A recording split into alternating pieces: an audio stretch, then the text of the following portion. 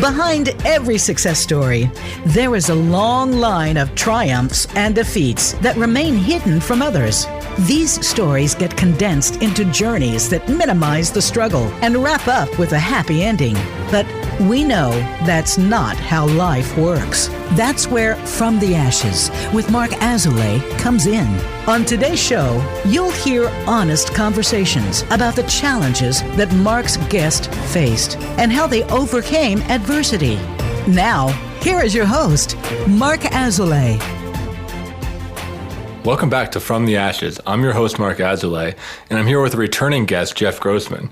If you haven't heard his first episode, he was episode 3, which is called From Car Salesman to Psychotherapist. And I know you're proud of this. I'm a little proud of this. That is the second most popular episode that we have. It's a big one. Wow. That one had a ton of reach. I think people were relating to job changes and kind of like the down-to-earth nature and kind of moving from essentially sales into listening, right? Into talking. We got some good feedback around the money pieces, money addiction, and kind of what it's like to, just live and be a man in a society in a lot of ways. Man, number 2, I feel like I'm so excited about that. It's like, I love that you used that as my introduction. I'm thrilled by that. And I used to do these like little helpful webinars or whatever you would call it a webinar now, which is like how to buy a car. And people used to love it. So maybe, I know you're saying it's like job transition, but I think sometimes if you just use the words like car business, it hooks people because everybody's kind of fascinated with like the negotiation, the like, did I win? Did I lose? So I think that's another part of it. So maybe people just got more than they were bargaining for, but yes, something like that.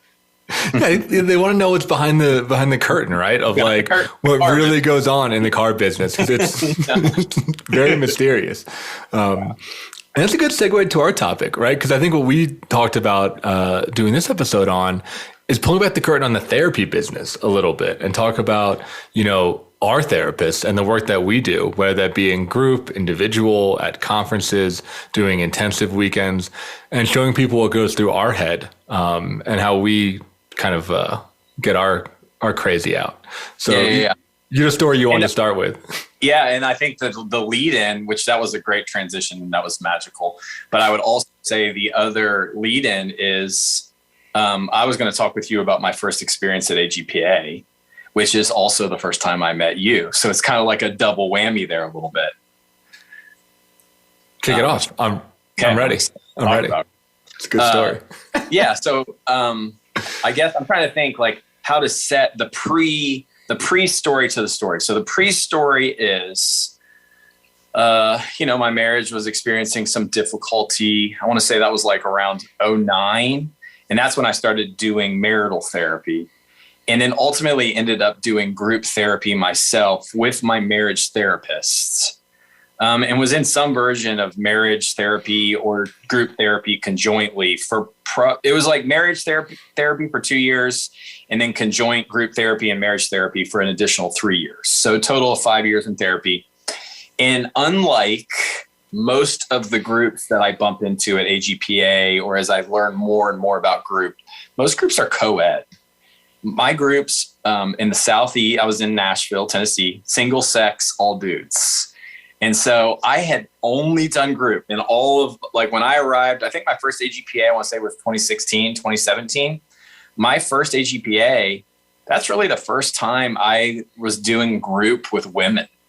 And because I was basically doing these groups that were all men in my therapy. And then we kind of talked a little bit the car business. I hate to say it, that's a very dude-centric business. So I was like, I was mostly just around guys. And so heading into this co-ed, this is basically, I'm going to this thing at AGPA. They call it the Institute. I don't know if your listeners are familiar. Do they know what the institutes are? No. Can you tell them what AGPA is and what the format is and give them kind of a primer on what you're talking about here?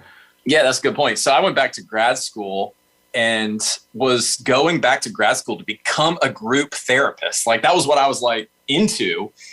And then I realized a lot of like kind of along the way, there's no such thing really as a group therapist. But I wanted to learn more about group. And, you go to grad school for like 2.5 years and you basically take one class on group. And I was like, oh, this is so unsatisfactory for what I thought I was going to get.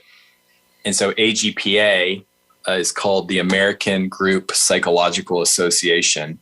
And so it's a bunch of therapists so therapists are different education levels. It can be psychiatrists, psychologists, PsyD, LPCs, LMFTs, all that stuff. Everybody is in this one organization that has a love and passion, hopefully, or at least a focal interest in group therapy, group psychotherapy. So, and all of these people get together for a conference for 1 week, which you can imagine is quite a heightened experience. And the beginning of the conference is 2 days, which they call the Institute, which is basically you do group therapy all day.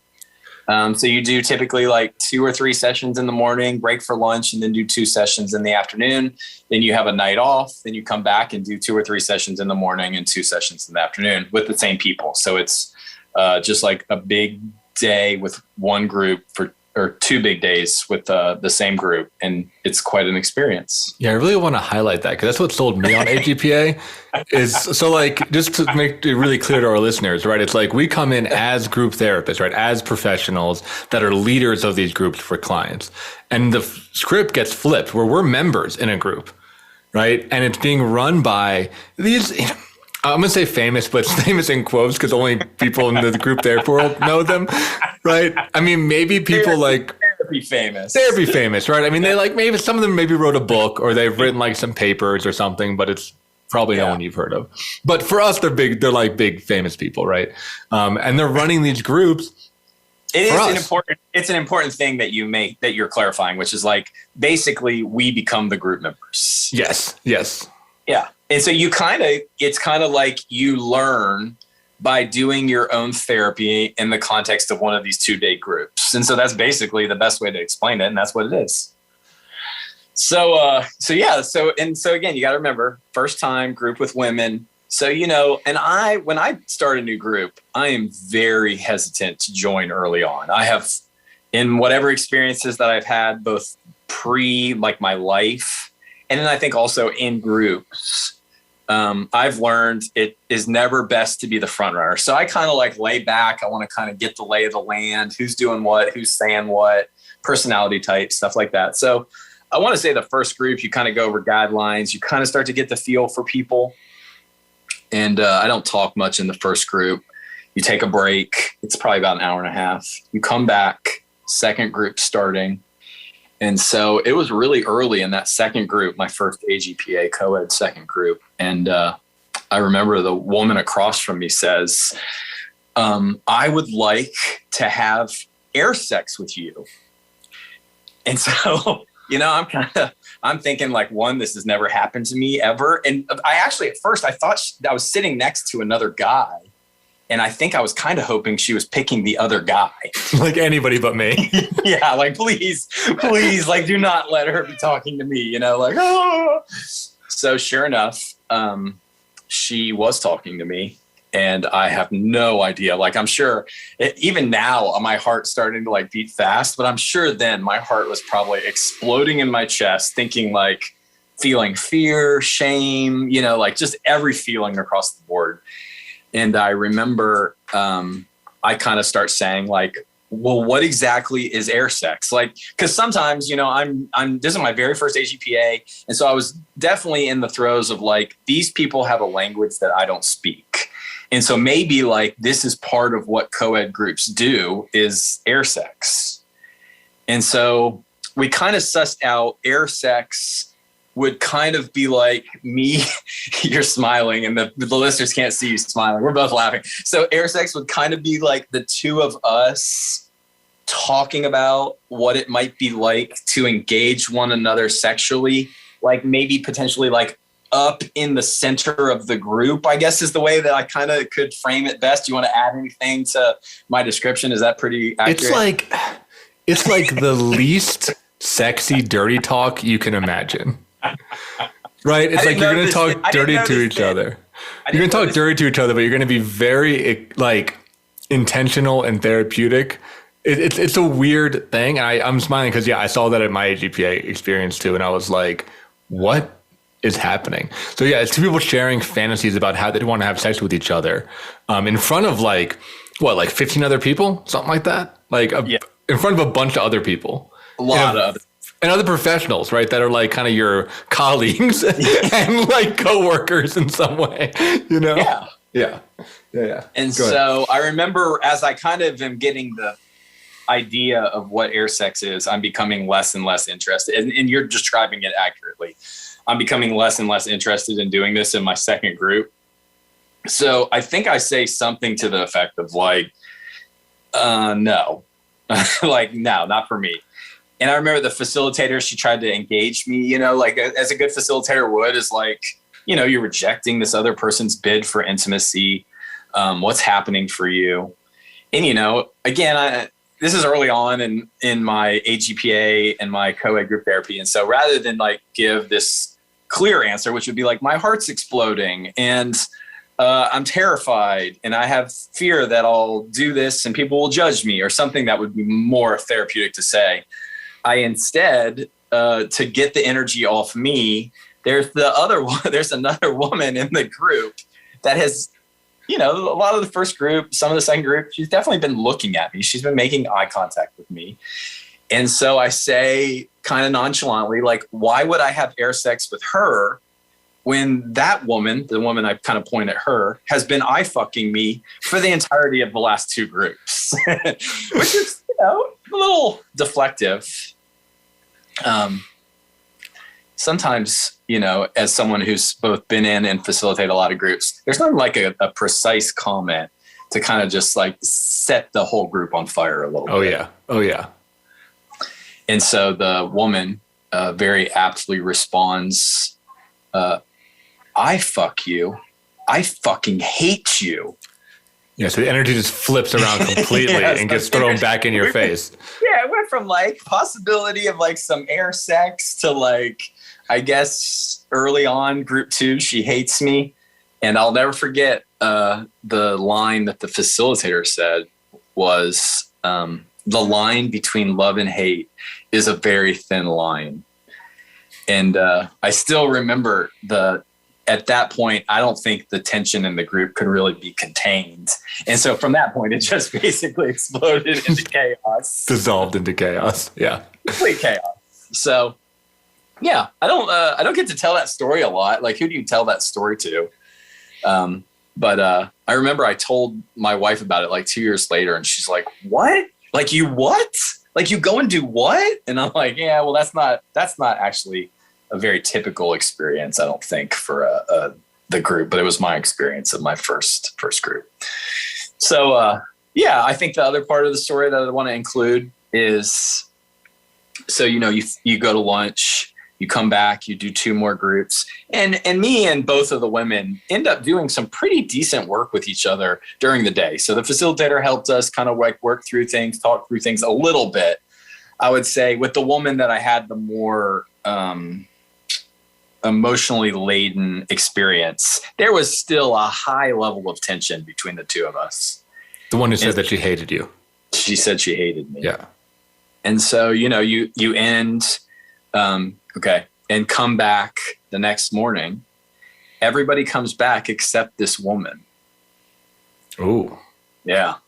So then it's like second day, group 1, and basically everyone's using this other term that I'm not that familiar with, but basically saying like, I killed this woman out of the group, or I helped her suicide herself out of the group. It was like, you got to remember, like, I'm not used to these words and they're intense. And you can kind of, even from the first group of the morning, you can sense this like anger or hatred growing towards me in the group. And it was an intense experience. It's really intense. And it's like, I think it's good for listeners to realize, and I want to dive this more in our next segment too, that the operating assumption is that group brings out these like kind of regressive, old kind of primal parts of yourself. that even though, obviously this person isn't going to kill herself or like be killed, it's like the feeling is so intense that she's acting it out by not showing up again. And the idea is that as group therapists, we're trying to study those patterns in ourselves so we can be more present, for the people that we do work with in our practices. Yeah, that's a good, those are good words to put for it. For me, I think I keep a lot of it as like, it's an interesting story. And I learned a lot from that experience that I have a lot of work to do with women in a therapy setting. So that was something that I think really I took away from that, which was helpful to me. Yeah. Can you say a little bit about that? Like what came up for you? Yeah, I have to be careful because I probably have some thoughts that might be different than maybe the general population, but I probably think there is a difference sometimes between the way men behave and the way women behave, or the way when a man says something to a woman, the way it can be received. And so again, I lived with all guys in college. I worked in the car business, which is a gruff, super direct business. Had done group therapy with only guys. And so like the level of intensity and directness that I was used to in all settings, but even in therapy settings, was pretty high. And so I think I was quickly becoming aware of like some of the ways in which I said things or was able to process things didn't work for a lot of the women in the group. Yeah, I think that's true. I think there are, gender differences. I think that there are societal rules. And I think that there are norms. And it's really interesting to go to a place like AGPA where in group, we're actively, especially with groups that they do, which for those listeners are called interpersonal process groups, where you're trying to really deconstruct a lot of that. And the only goal is to put your thoughts and feelings into words, which means try to be as honest as possible, even if what you're feeling or thinking is like not okay, or like not polite, or not how you'd have a conversation. There's a lot of real interesting things to be gained from learning what's going on unconsciously, what's going on underneath the surface during group dynamics. We're going to move into our break coming up here, but we'll talk a lot more about that in our second segment around, what goes on in group dynamics, what goes on underneath the surface under like polite conversation, whether that be in a family, in a friend group, or in a workplace. Yeah, I agree. And then a second segue is this idea that I touch base with this woman the next year and have a conversation with her. And then I still have to tell the story of that same week meeting you. There's a lot to cover. That's my favorite part of the story. Okay, we're going to move into our break and we'll catch you on the other side.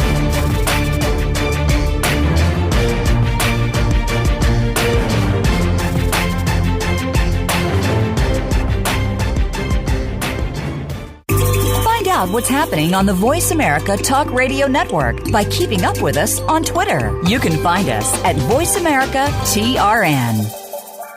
In Mark's work with high performers and business owners, it is becoming increasingly clear to him that their biggest obstacle to success is themselves. They are experts in their field, but are dragged down by their anxiety, poor time management, inability to focus, or self-sabotage. His role is to help you overcome these emotional and organizational issues so that you can truly excel in your business and your personal life. One of the most common hurdles that he sees is perfectionism, a crippling anxiety around performance. It's a fear of not being good enough, being publicly embarrassed, or of disappointing others. These fears paralyze brilliant people and bring them to their knees. This course will help you to break free from this mental prison and have more agency in your world. In this online course, we will break down the prison of perfectionism so that you can break out of it. For more information and to sign up, visit mark-azulay.teachable.com. That's Mark, MARC-azulay, AZOULAY.teachable.com. Become our friend on Facebook. Post your thoughts about our shows and network on our timeline. Visit Facebook.com/Voice America.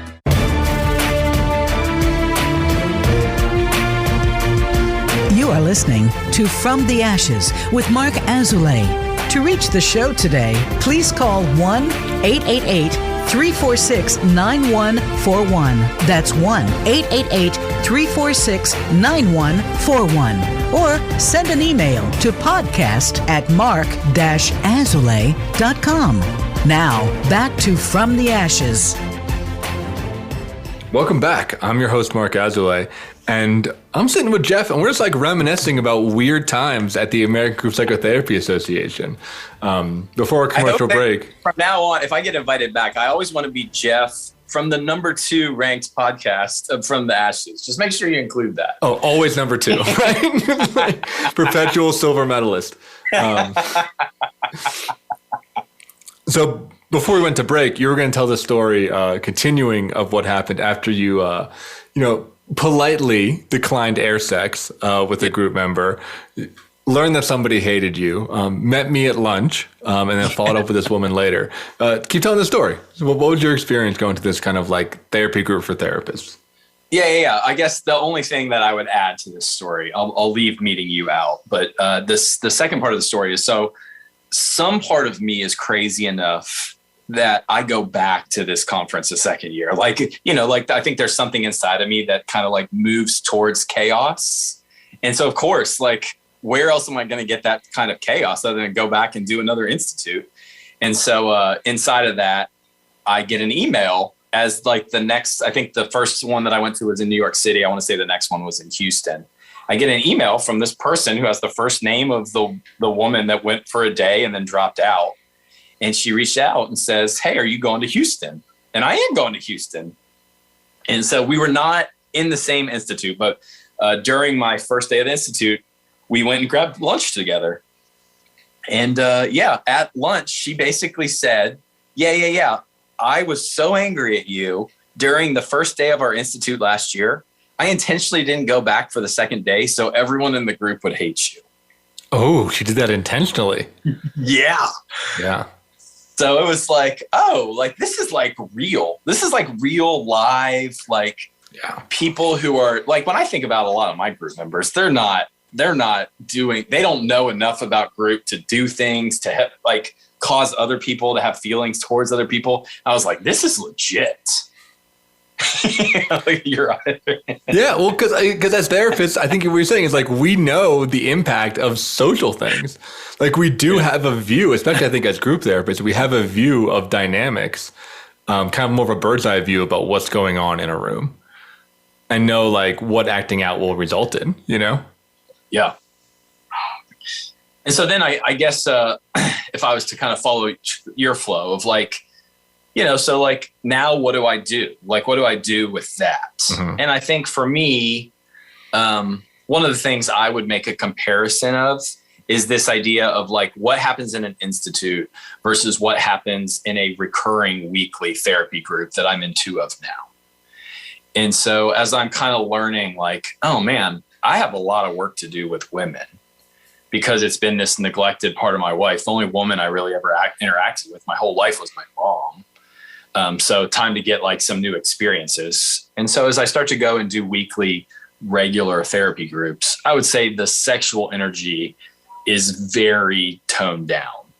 It's almost like the difference I would say between like a hookup versus like dating someone. It's like a very different experience. I don't know if that's been your experience, but significantly different.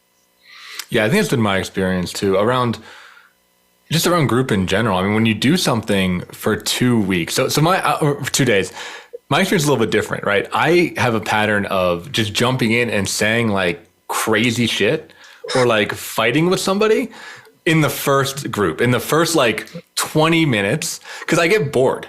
I really struggle to deal with like slowness in my life and in a group. So I want to just make something happen.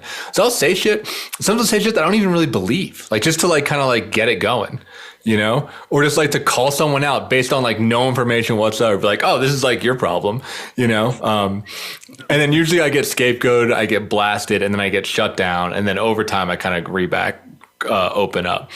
So in the long-term group, that we're both in the same group, long-term group.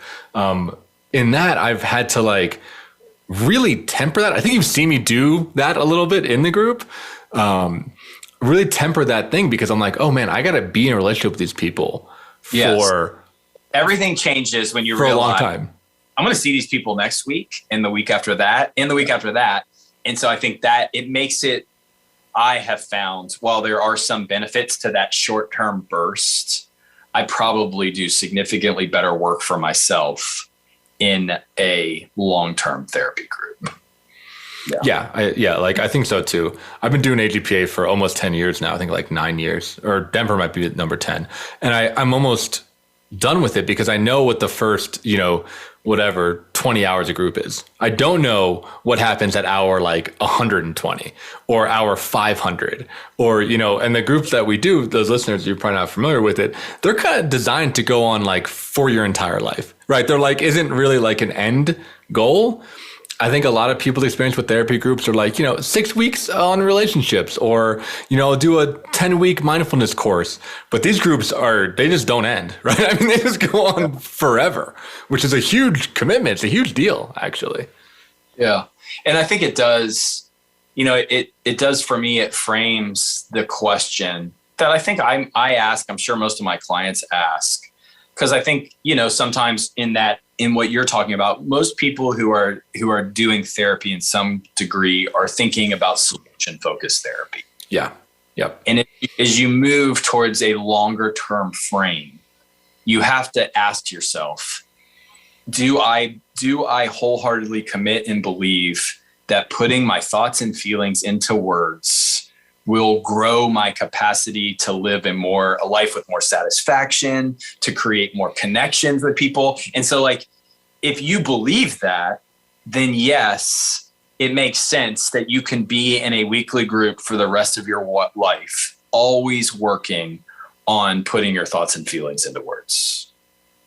Yeah.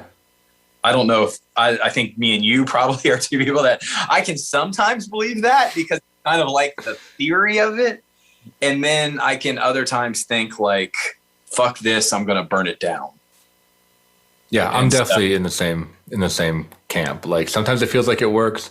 Sometimes I'm not sure, but then I'm aware of like, if the medicine is working, you're not going to have symptoms, right? Right. Well, I don't know that I hold that. I don't know that I would say that, like, like life still runs on a sine curve. And so there's still ups and downs, but I think on this, the question is more, is life better as you're working on putting your thoughts and feelings into words, as you're going up and down the sine curve, not it's like a flat line that's always at the top. And so I think for me, sometimes when I'm going up and down, I can start to think, wait a second, is this actually helping? And so you kind of have to kind of suss out a little bit the idea of, is this just life and I've got to work through the struggle of it? Or is this like not working and I need to find some magic pill? I think that's what everybody ultimately wants, is the magic pill. Right. Yeah. I mean, it's helped me be more okay with the sine curve. Yeah.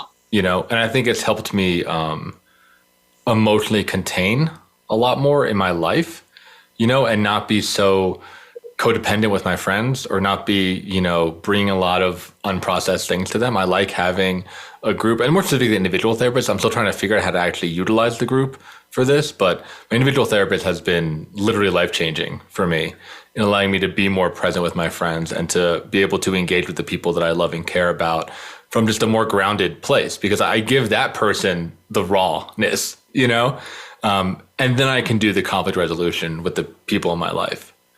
It contains a lot of the hurt, I think, that I could inflict on them or have inflict on them sometimes, Yeah.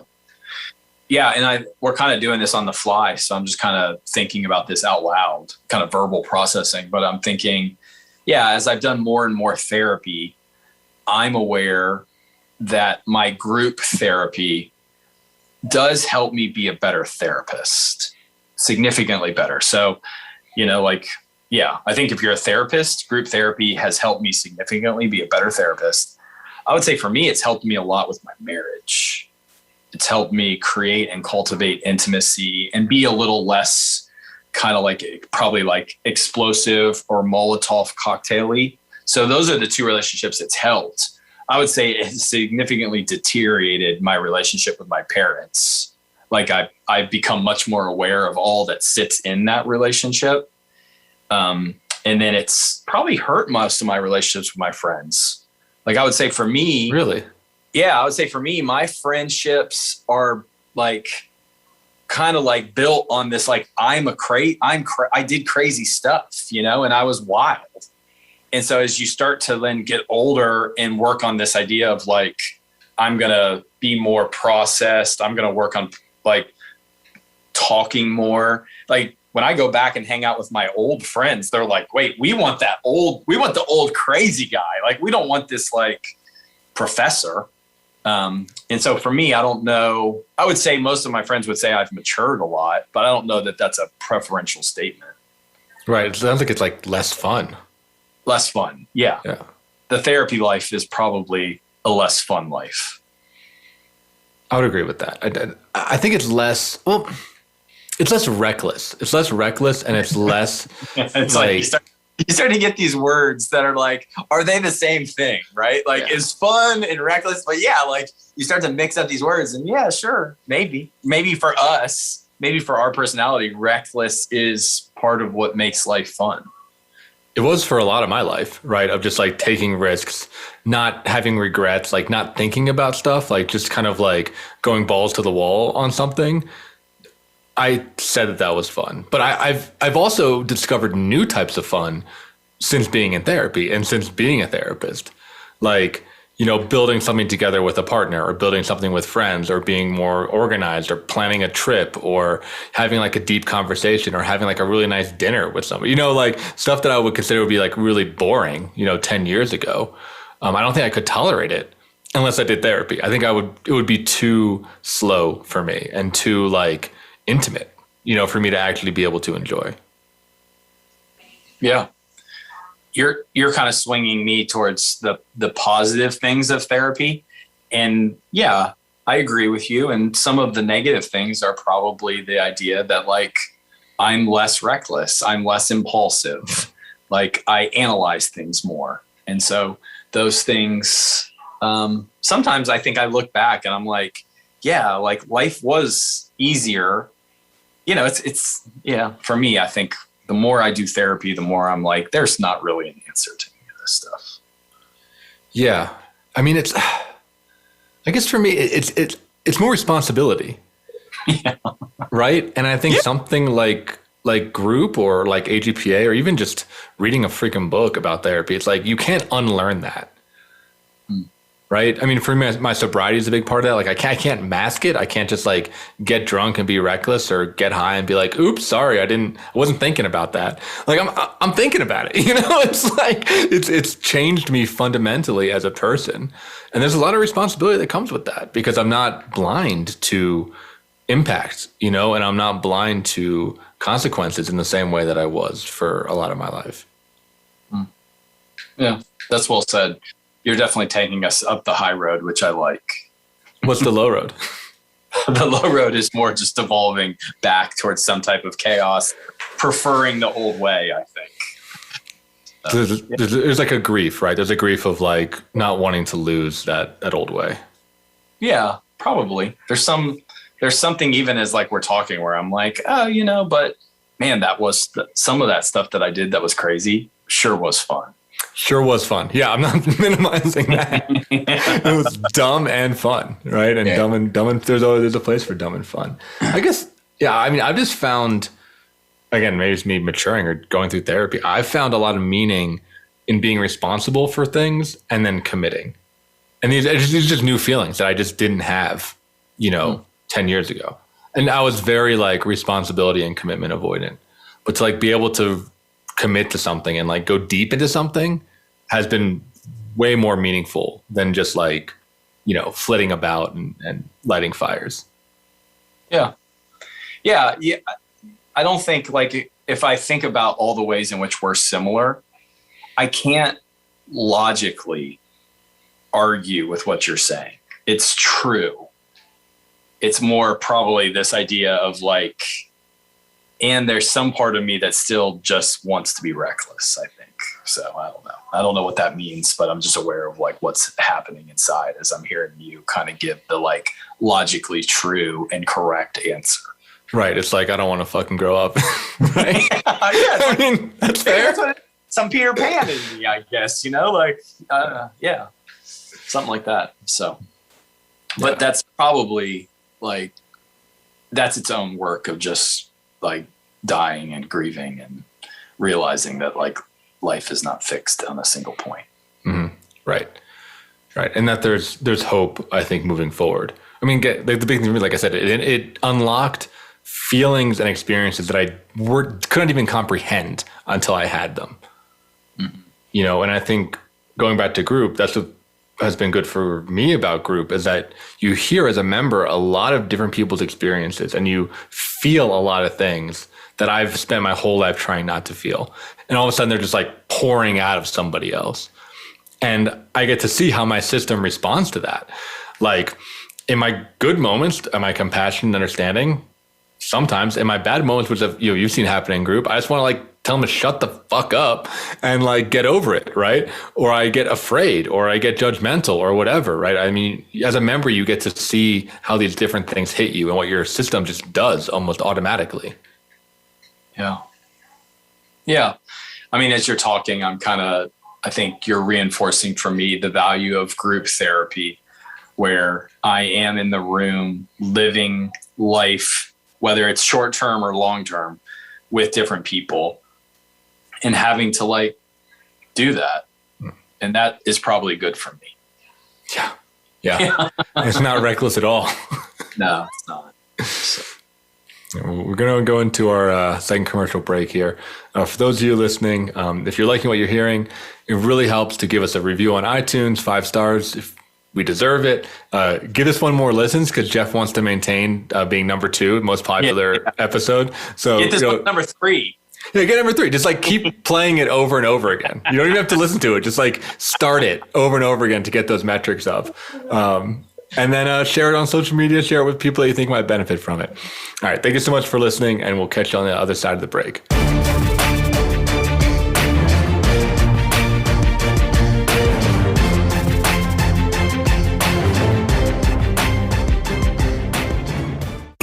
Find out what's happening on the Voice America Talk Radio Network by keeping up with us on Twitter. You can find us at Voice America TRN.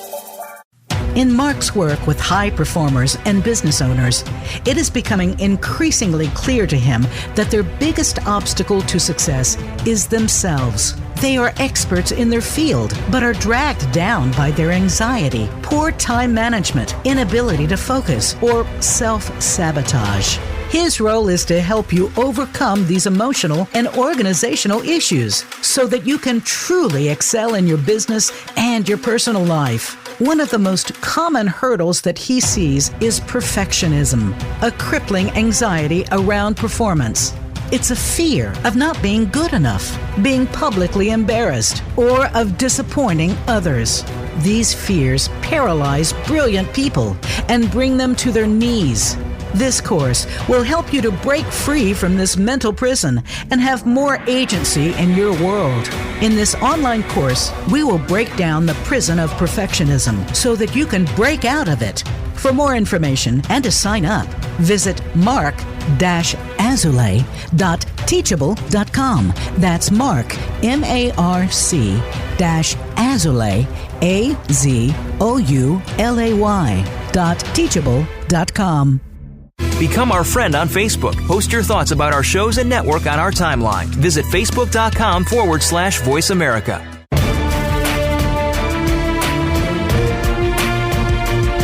You are listening to From the Ashes with Mark Azulay. To reach the show today, please call 1-888-346-9141. That's 1-888-346-9141. Or send an email to podcast@mark-azulay.com. Now, back to From the Ashes. Welcome back to From the Ashes. I'm your host, Mark Azulay, and we're just talking about therapists in therapy and the weird stuff that we do in order to better serve our clients and to be not just better therapists, but I think better people. We were talking a little bit over the break of pulling back the curtain of what it's like to be a group leader. It's something that I've craved as a member. I've craved it in the group that we're in, of just being like, hey, leader, like, what's going through your head, man? Like, what are you thinking about? What do you think about me? What do you think about the group? What are you looking for? So I think it might be a benefit for people listening, if they're in group therapy, to hear what, like how we lead, what's our perspective on it? Yeah. And even before you say that, it does take me back to like the behind the curtain version of some. I think I now do I've done a couple presentations around how to start therapy groups. And so for me, the number one thing that I put on, you want to lead a therapy group, you've got to be in a therapy group. 100% agree. Yeah. The reason I didn't know that when I was going back to school to become a group therapist, but I want to say like 85 to 90% of the things that I do facilitating a group are almost like things I've watched and learned from the various experiences I've had facilitating groups. I mean, that might be a little high just because I'm still an individuated person who kind of does my own thing and kind of shoots from the hip.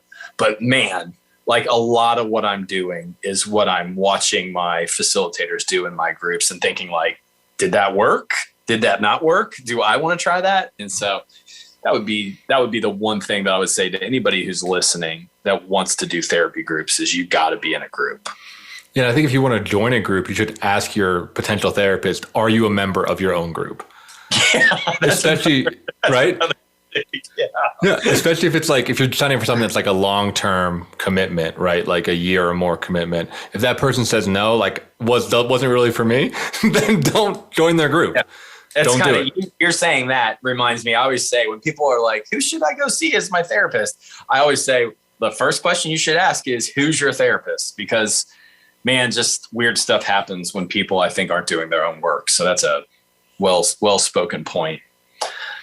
But yeah, so if I go past my pitch of, people might be listening to this and wanting to facilitate or start their own groups and how important it is to be in a group yourself or doing your own work as a therapist. The other part I would say when I think about pulling back the curtain is I like to use numbers that are probably I'm making up on the spot. But I would say 50% of the time, I'm not sure that I know what I'm doing in group as the leader. Like, I think that's one of the things that I like the most about group. Like when I compare individual to group, right? Me talking to another person, it's just me. And I can work with them and help them the best I know, but that's all I have. I think for me, behind the curtain, I'm often, if we think about the global work of the group, the group is to, as we're working on putting our thoughts and feelings into words, we're helping our group members put their thoughts and feelings into words. But I think the subcontext of that is I want to train my group members to become a bunch of mini therapists, kind of like ungrad school therapists. And what I have found is my best groups are when there's a bunch of people who kind of start to think like a therapist. And so they're like making observations of other group members. They're interpreting other group members. And suddenly like, I've kind of like worked myself out of the job, but the group members haven't really realized that. And that's like I think for me, that's the ultimate behind the curtain is like, once I've had a group and it's been going, man, starting your group is hard. But once you get a group going and working and people are engaged and invested and start to get like, how do I observe someone? How do I give someone feedback? How do I interpret something? How do I do all this stuff? Once they start doing it, my job becomes fairly easy. Probably shouldn't say that out loud, but that's kind of the truth of it, in my opinion. No, I agree completely. I mean, I forget, it was one of these famous group leaders, but he said, people are ready to graduate the group when they can do your job, right? Yeah. When they can run their own group. That's when I don't want them to graduate the group, because that's what makes it the best group. Like, I don't want them to graduate out because what I have seen is, man, when the difference between adding a group member to a high functioning group where you have a bunch of people who know how to do group you can watch someone kind of, what I would say, change very, very quickly. Yeah. Whereas if you put a bunch of people into a brand new group, the wheels of change are significantly slower. Yeah, I think it's really important that people change so quickly in group if it's working. It's really, really powerful. Yeah. I mean, I try to do a lot of that. I try to get people to genuinely care about each other, to see like how that's flowing. I think I have, the luxury, the way my practice is set up is that many of my group members are also my individual clients. So I have a lot of knowledge about them that the other group members don't. So when they're talking about these patterns in their life, these dynamics in their relationships or in their family and their friend groups that really hurt them or that really keep them stuck, I'm making note of that as that's playing out in the therapy group, because it guaranteed will every single time. So I'm making note of that, let it play out a couple times, and then slowly bring awareness to that. I think that's that's mainly what I'm doing, is saying like, are you doing the thing again? Like, are you getting stuck in the thing again that you always get stuck in? And I intervene a lot more than, the leader of our group. I get in there and say like, hey, you're doing it. Like the thing that you talked to me about is happening right now. Like, pause and look at what you're feeling, what you're thinking about, what's making this pattern play out again and again. Could you tell me how much it is, how harmful it is to you? Yeah. I'm in wholehearted agreement. I think the art of that, when I think about what you're saying, which is like, I think this is something that probably on the pre-side of being a group therapist, I would never have known of the dilemma of doing like individual or couples work with someone and having them in a group. Yeah. In this like, or I think what you're talking about is like, you kind of are saying like, I'm going to stop you and say like, this thing that you're talking about, it's like happening now.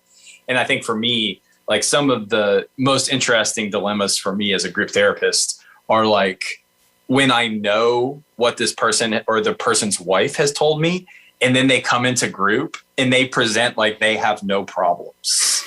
And you're just like, what do you do with that? Like what, like like I think that is some of the work of just containing yourself and letting that person slowly, because like what you said, like they ultimately reveal themselves. And sometimes for me, I can get angry or frustrated that like that process takes way longer than I would want it to, in the hope that change is on the other side of that for that client. Yeah, I think that's true. It can definitely be frustrating to like have a client that has like, the big thing in their life, whether it be like, a trauma or something they struggle with daily or a mental illness or whatever it is. And it takes like a year for them to actually say it in the group. Yeah. And that's why, as a leader, we're just sitting there being like, okay, I get you're talking about like your work stress, but like you haven't talked about like your crippling depression, right? Or like your cocaine habit, or like the affair you just told me about like 2 weeks ago, yeah. Right? Like really, you're going to talk about like you don't know what car to buy? Like that's what you're worried about? Right.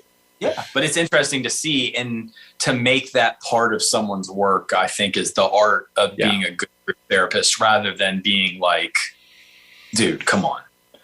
Or lady, come on, depending on, I work with mostly men still, but there was something else as we were talking, and then it just kind of floated out. So I'll kick it back to you. I had something that I was going to say that was like this other thing, but I don't remember what it was now.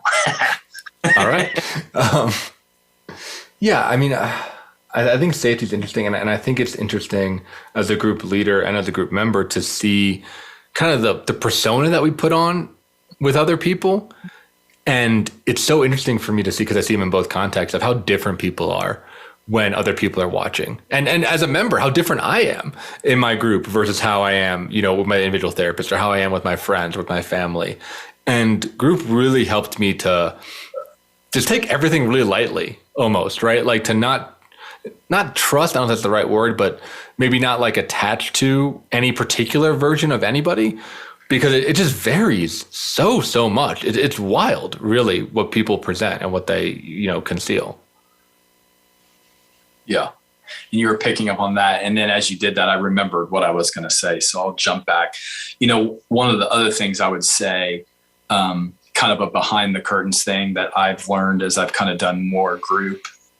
I don't know. I did a lot of couples therapy. I kind of referenced that a lot. And in my couples therapy, believe it or not, I did it in a bunch of different formats, which is like most couples therapists, it's kind of like the therapist is sitting across from you, and me and my wife would sit on the sofa across from the therapist.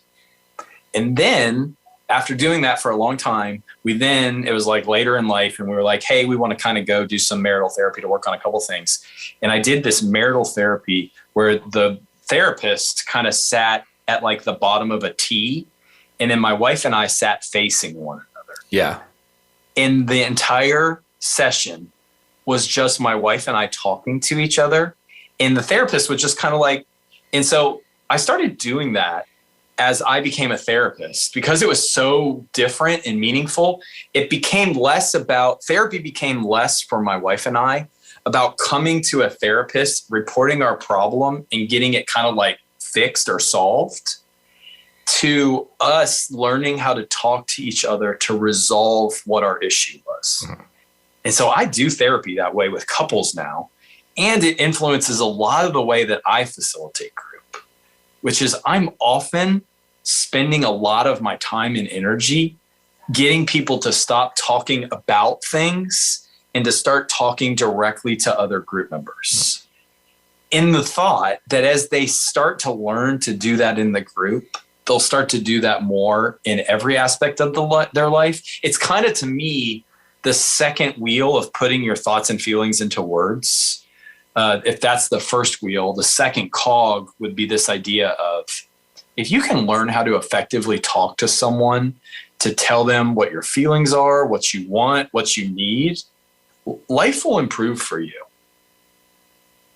Yeah, I think that's really well said. I think that's true. And I think group is a place that is hopefully a little bit safer for members to do conflict resolution, to say vulnerable things, to ask for, things they might be insecure about, or they might not even have fully formed, right? Of like, I think I just need attention, right? Or like, I think I just need you to be nice to me, or or maybe I need you to fight me, right? I mean, just to really get clear about what's going on underneath the hood, in a place that is, more contained, and protected. I think it's really powerful. I think that, and I agree completely that skill changes lives.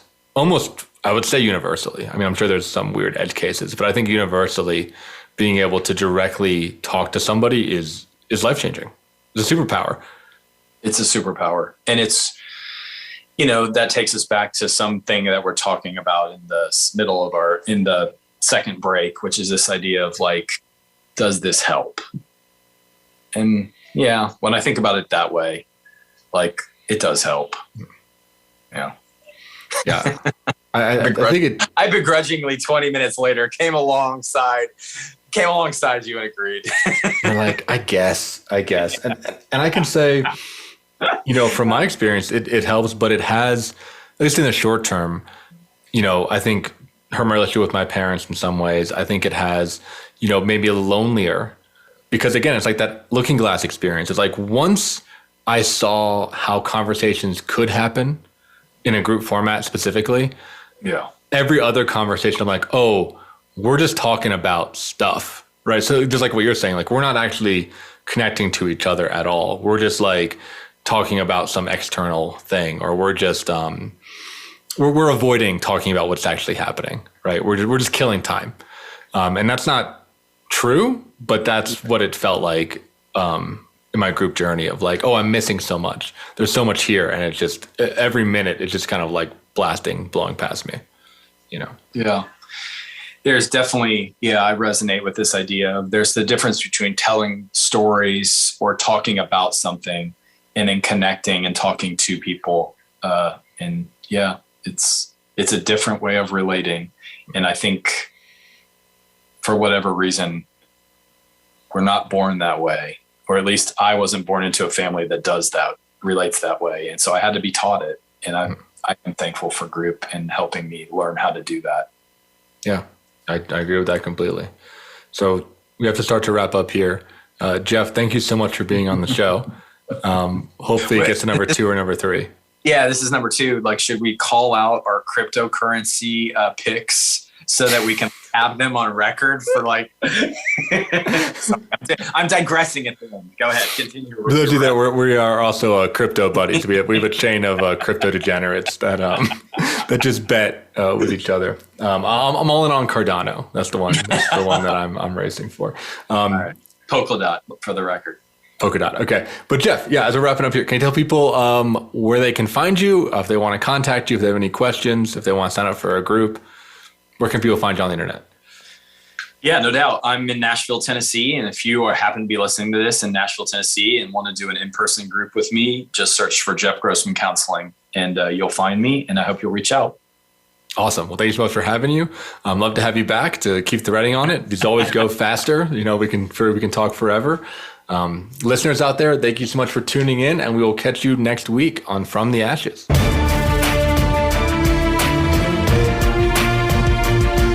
Thank you for joining host Mark Azoulay on From the Ashes. Be sure to tune in again live next Friday at 2 p.m. Eastern Time and 11 a.m. Pacific Time on the Voice America Empowerment Channel, or subscribe on your favorite podcast platform. Meet triumph and defeat and treat those two imposters the same.